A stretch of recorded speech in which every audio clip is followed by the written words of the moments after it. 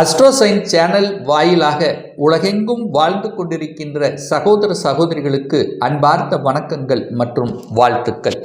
இன்றைய பதிவு கன்னி ராசி அன்பர்களுக்குண்டான ஆடி மாதத்துக்குரிய பலாபலன்கள். இந்த ஆடி மாதத்தில் உங்கள் ராசி அதிபதியாக இருக்கக்கூடிய புதன் பகவான் இந்த மாதத்தினுடைய தொடக்கத்திலே 11ஆம் இடமான லாபஸ்தானத்தில் இருப்பது நன்மை. அது பகை ஸ்தானத்தில் உட்கார்ந்திருக்கார். சரி, அதே ஆடி 3ஆம் தேதி என்று உங்களுடைய ராசிநாதன் 12ஆம் இடத்துக்கு வந்து மறைகிறார். அப்போ புதன் 12இல் வந்து மறைகிறாரே அப்படின்னா அங்கே சிம்மமனை புதனுக்கு உகந்த வீடு, அதிநட்புள்ள வீடு. அதனால் உங்களை கெடுக்க போவது கிடையாது. அதே சமயத்தில் உங்கள் ராசியை குரு பார்த்து புனிதப்படுத்துகிறார். அப்போ உங்கள் ராசியை குரு பார்ப்பதால உங்களுக்கு இருக்கக்கூடிய எந்த ஒரு கெடுபலன்கள் எது வந்தாலும் அது கடவுளினுடைய அனுகிரகத்தால் அது தடுக்கப்படுகிறது அப்படின்னு எடுத்துக்கலாம். அப்போ என்ன நடக்க போகுது? சில விரயங்கள் ஏற்படுத்தாலும், சில வகையான ஒரு மனக்குழப்பங்கள் கொடுத்தாலும் பிரார்த்தனையின் மூலமாக சரி செய்யப்படும். பெரிய மனிதர்களினுடைய ஆதரவு உங்களுக்கு கிடைக்கும். கடவுளுடைய எத்தனை பிரார்த்தனை வைத்திருக்கிறீர்களவா அது எல்லாமே உங்களுக்கு பலிதமாகக்கூடிய தன்மை. கேது அங்கே உட்கார்ந்திருக்கார், ஞானக்காரகன் அங்கே உட்கார்ந்திருக்கார். சில தடைகளை கொடுத்தாலும் அது எதற்கு என்ன அப்படிங்கிறதை உங்களுக்கு உணர்த்தக்கூடிய தன்மையில தான் இருக்கிறதே ஒழிய பெரிய பாதிப்புகளை இந்த கன்னிராசி என்பர்கள் ஏற்படுத்த போவதில்லை. 2ஆம் அதிபதியாக இருக்கக்கூடிய சுக்கிரன் 11ஆம் இடமான லாபஸ்தானத்தில் உட்கார்ந்திருக்கார். அங்கே பகை வீட்டில் உட்கார்ந்திருக்கார். யாரோட சேர்ந்திருக்கார்? சூரியனோட சேர்ந்திருக்கார், விரையாதிபதியோட சேர்ந்திருக்கார் அல்லவா?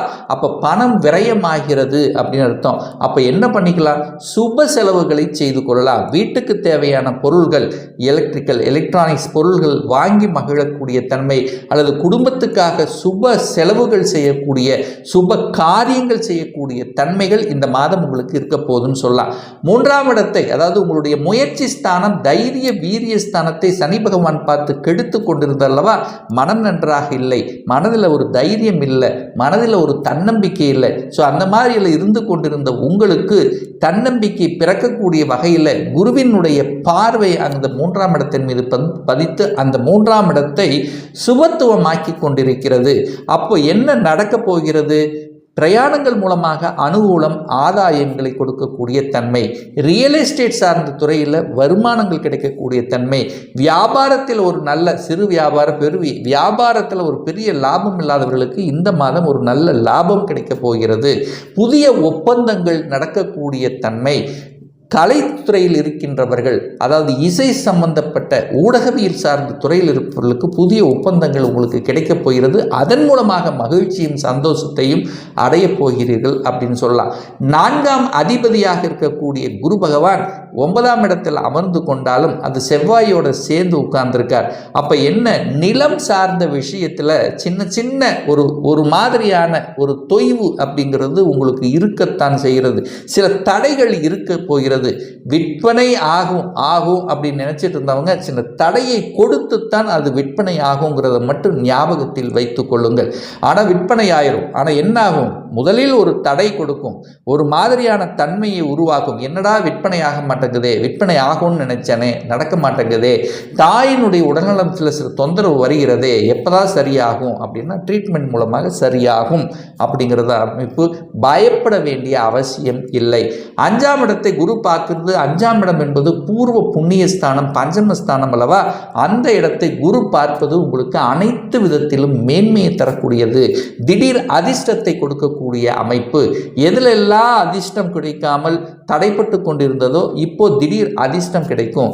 பதவியை குறிக்கக்கூடிய இடம், திடீர் பதவி உங்களுக்கு கிடைக்கக்கூடிய தன்மை, திடீர் இடமாற்றம் செல்லக்கூடிய தன்மை, குழந்தைகள் உங்களை புரிந்து கொள்ளாத குழந்தைகள் உங்களை புரிந்து கொள்ளக்கூடிய தன்மை, குழந்தைகளால் உங்களுக்கு நல்லவைகள் நடக்கக்கூடிய தன்மை, அல்லது குழந்தைகளுடைய படிப்பு சார்ந்த விஷயங்கள், அல்லது குழந்தைகள் வெளிநாட்டுக்கு செல்லக்கூடிய யோகங்கள், தன்னுடைய வீட்டை விட்டு வெளியில் போய் தங்கி படிக்கக்கூடிய வாய்ப்புகள், குழந்தைகள் ஆசைப்பட்ட கல்வியை படிக்கக்கூடிய வாய்ப்புகள், சந்தர்ப்பங்கள் விஷயங்கள் இந்த காலகட்டம் அவங்களுக்கு சிறப்பாக இருக்குன்னு சொல்லலாம்.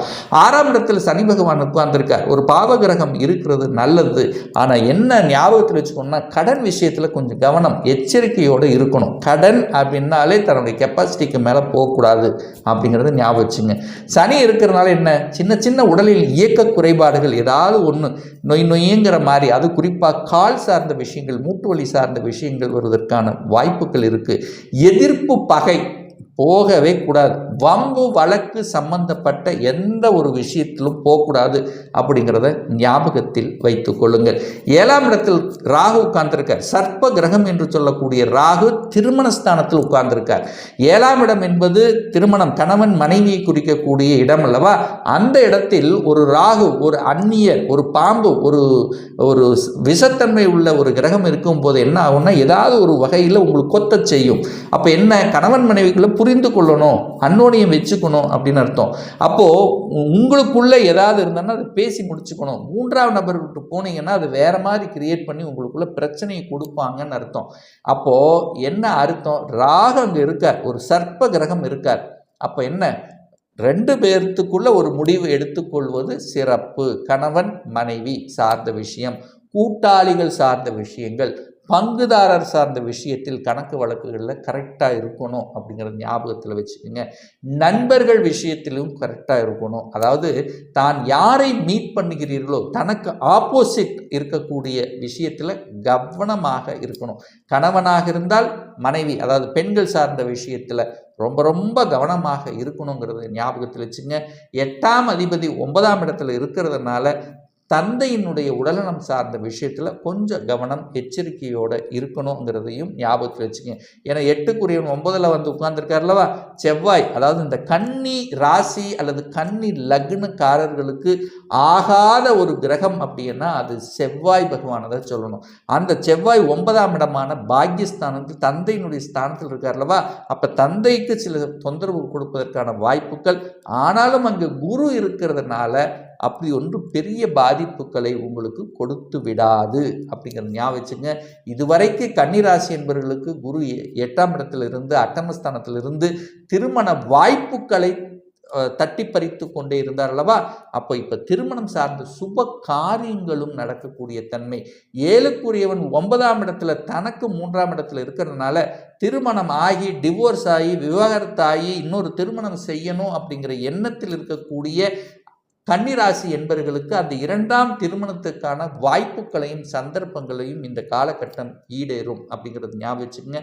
10க்குரியவன் தனக்கு 3ஆம் இடத்துல இருக்கிறதுனால வெளியில் போகணும், அதாவது என்னென்னா தொழிலுக்காக வேலைக்காக வெளியில் செல்லக்கூடிய நிர்பந்தங்கள் ஒரு சிலருக்கு இருக்கும். நிறைய டிராவலிங் செய்யக்கூடிய வாய்ப்புகள், தன்னுடைய அறிவையும் புத்தி வச்சு செய்யக்கூடிய அனைத்து விதமான தொழில்கள் மூலமாக நல்லவைகள் நடக்கக்கூடிய தன்மை.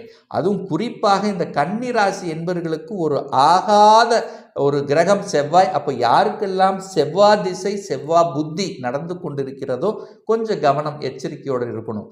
அதே சமயத்தில் சனி என்னுடைய திசையோ அல்லது சனி புத்தியோ நடந்து கொண்டிருந்தால் கொஞ்சம் கவனம், எல்லா விஷயத்திலும் கொஞ்சம் கவனம் அப்படிங்கிறத ஆழமாக மனதில் பதிய வைத்து கொண்டாலே போதும். லாபாதிபதி, அதாவது 11ஆம் இடத்தில் சூரியனும் சுக்கிரனும் இணைந்து கொண்டிருக்கிறார்.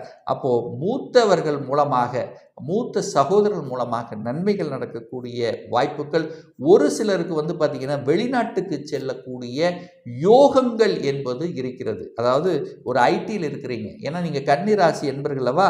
அப்போ கன்னிராசியில் பிறந்தவர்களுக்கு இந்த சாஃப்ட்வேர் சார்ந்த விஷயங்கள், கணனி சம்பந்தப்பட்ட விஷயத்தில் ஈடுபாடு அதிகமாகவே இருக்கும்.